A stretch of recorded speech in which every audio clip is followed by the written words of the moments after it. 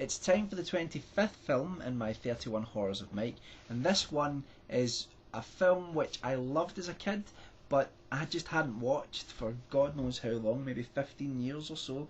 So when I was coming up with the second run of 31 Horrors of Mike, I decided I was definitely going to talk about this movie. And before I did that, I wanted to rewatch it again to make sure that it still held up. I didn't want it to be one of those films that you say is great because you watched it as a kid and you loved it, and then you watch it back as an adult and you're like, God, that was bad. But thankfully, it still holds up. So the film I'm talking about is The Gate. It was released in 1987. It was directed by Tibor Takacs. I hope I pronounced his name correctly. It stars Stephen Dorff and Louis Tripp. And it has some great special effects from Frank Carrere, who was involved in Videodrome. The film is much like a lot of other films from the 1980s. We've already talked about some of them: Monster Squad, Lost Boys, and there are other films like The Goonies, Stand By Me, etc. It revolves around sort of pre-teenage kids, or kids just going into their teenage years. And the movie is about a child who, at the start of it, played by Stephen Dorff, he's maybe about 11 or 12, I think, and he has this dream where his treehouse at the back of his garden, the tree that the treehouse is in, I think it gets struck by lightning or something. I can't quite remember that one. I've just watched it again. It gets struck anyway, and it falls over, and he wakes up in the morning, and this has actually happened. And where the tree used to stand, there's a hole in the ground, and there seems to be some sort of meteorite in it. And his friend Terry, played by Louis Tripp, is someone who likes to spin a tale or two, is quite involved in talking about the occult and the supernatural, etc. And while they're in the crater, sort of looking for the meteorite and for any clues as to what happened, they end up puncturing through the hole into some underground cavern, and they sort of leave that behind. And eventually, because of this unusual event that's taking place, they start to experience strange supernatural events in the house that they live in, that Stephen Dorff's character lives in. Now, his parents happen to be away. They go away, and because of that, he is being looked after by his older sister, and she's doing the usual teenage thing. She's having her teenage friends over, parties, things like that. But at the same time, all this strange supernatural shit starts to happen, and they all start to get involved in it. They start to get terrorised, and in some ways, for sections of the film, it almost plays out like a haunted house movie. It takes place largely in this one house. There are strange, spooky goings on, but we start to realise that there's some sort of demonic force coming out of the hole in the back of the garden, and there are creatures and visions and levitation, things coming out of walls, under beds. Just, there's all sorts of things going on, and that's kind of the gist of the movie, and it's about how these kids deal with that when there are no parents around, really. It's a film which, one of the things that really surprises me about it is the fact that the visual effects still stand up so well. The effects are just really, really well done. Yeah, there's a couple of optical effects which have aged badly, but the stop motion and physical effects, which to me still look better than a lot of the CG that we see. They look like real live things that are actually there and not something that's been constructed abstractly in a computer. And it has some really, really scary moments in it. It's a film, I remember one of my friends, Andy, and I think I mentioned him in a few videos because we used to watch all of these films together. I remember he used to be terrified when like jumping out of his bed at night.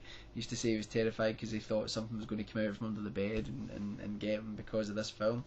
And it's not too hard going, but there are some real frights in it. There's some gory stuff in it, but it's more, I'm not going to say psychological, because you see everything. That's not like, oh, what's going on. You see everything that's there in front of you, but there is this sort of strange, pervasive unease about the film.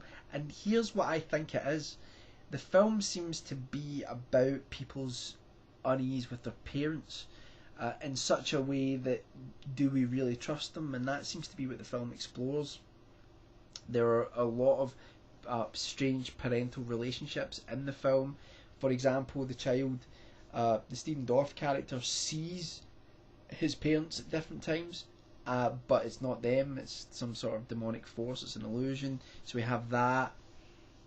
And there's this whole thing where his dad keeps saying, "You've been bad," that was a terrible impression, but as this sort of demonic force. And it's actually, as a kid watching that, you're kind of like, Jesus Christ, my family don't get like that. But and also there's a strange relationship between Stephen Dorff's character and one of the main monsters in the film. At one point pats him in the head. It's almost parental in the way that the monster does it. To me, the film is really about that. It's about these sort of strange relationships, but it's very 80s in one way, but in some ways it's not aged as poorly as a lot of other stuff. I mean, I love things like Night of the Creeps, but Night of the Creeps has aged. It's total 80s fest. But there's stuff in the Gate which, yeah, it's aged, but not quite as obviously.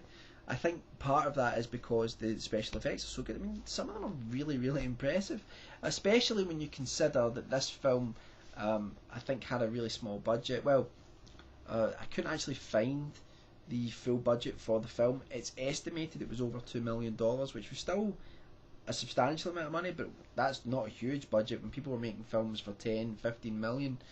What they did, if that was indeed the budget, then still an incredible achievement. But I don't know if the source was really reliable on that. It was listed on IMDb, and it seems that that's the estimated budget, so there's nothing concrete on that. Stephen Dorff is great in this. I think this is maybe the film which sort of launched his career. Louis Tripp is really good. He's really, really good in this as the friend. Comes across as creepy and funny, and the sort of wisecracking buddy, but at the same time you're kind of wondering, it's a shame because he I don't think he really did much after this. He was in the sequel. There was a sequel made a few years later. The funny thing as well about this is that, looking at Stephen Dorff's age, he was 14 when this film was released, and I think when you see him in the film you realise he's a good bit younger. So I think the movie was made or shot years previous. I don't know why it wasn't released when it was, soon after it was shot. Maybe it was budgetary reasons. Maybe it was trying to get all the special effects there, because it is it's a really special effects heavy film. And there were things in this as well which do relate to the time. Like, there's the whole idea about satanic messages in music. They're playing music backwards and listening to certain artists because they think there's like demonic incantations in them which will help them or hinder them.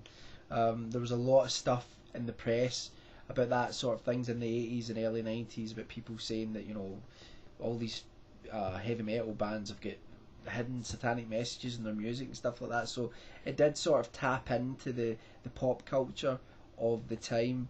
I read some people say they thought some of the performances were hammy, but I liked the performances. I thought they were all good, and it's just one which always stayed with me. You hear people talk about The Lost Boys, Goonies, Stand By Me, those sorts of films, which three different genres, but all dealing with kids of a certain age, and in a very sort of 80s way in some respects. But you don't hear about Explorers, which is a film I really want to talk about, but I can't really talk about it in this because it's not a horror film.